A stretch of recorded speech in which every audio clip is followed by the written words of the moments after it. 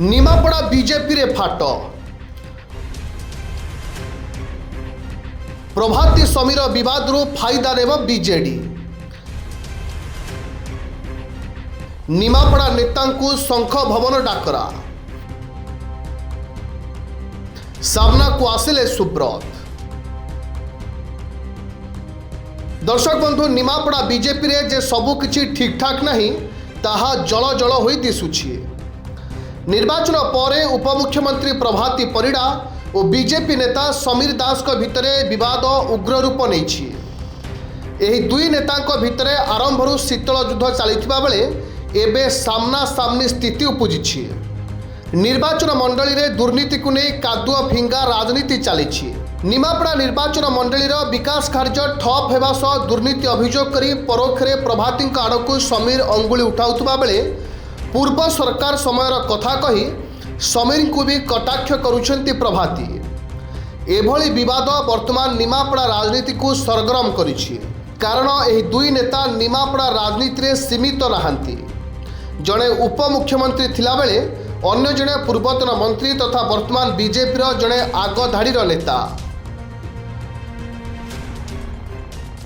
एही दुई नेतांको भितरे कली जलजल होई दिसुथुबा बेले नीरव थिबा बीजेडी वर्तमान सक्रिय होईछि।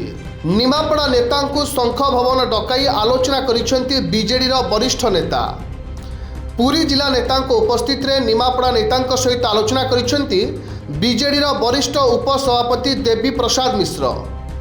संजय दास वर्मा उमा सामंतराय को उपस्थित रे तृणमूल नेतांको सहित आलोचना करिसेंती देवी। आ सबुठु बड़ कथा हेउछि वर्तमान निमापड़ा बीजेडी रे नेतृत्व संकट थिबा बेले सुब्रत छाटोई को दल सामना को आनिछि। निमापड़ा बैठक रे भी एही नेता लीड करुथुबा देखिबा को मिलिथिला। कुआ जाउछि निमापड़ा बीजेपी कलहरु फायदा नेबा पई बीजेडी रणनीति तैयारी करिछि। दर्शक बंधु पंचायत निर्वाचन पई एबेठु प्रस्तुति आरंभ कलेनी तीन दल। किंतु निमापड़ा रे बीजेपी नेत्री प्रभाती परिड़ा और समीर दास समांतराल संगठन जारी रखिछंती। तृणमूल स्तर में शक्ति वृद्धि पाई निकट में अनेक नेतांकु निज कैंप रे सामिल करिसेंती प्रभाती परिड़ा। एपटे निज तरीका समीर दास भी अभियोग शुणाणी करने सह निज समर्थकों को सांगरे रखिबाकू रणनीति जारी रखिछंती। आ एही समय रे बीजेडी रो दिलीप नायकों उपरे एक्शन पर नेतृत्व नेबाकू संपूर्ण भावे आगो को आसी जाइछंती सुब्रत छाटोई। एही युव नेतांको कांधरे बीजेडी पंचायत निर्वाचन लड़िबाकू योजना करिछि। गोटेपटे बीजेपी कंदल और अन्यपटे बीजेडी नेतृत्व संकट निमापड़ा राजनीति रे आगकू केउ मोड़ नेउछि ताहा उपरे रहिबो नजर। Bureau report Kalinga pulse.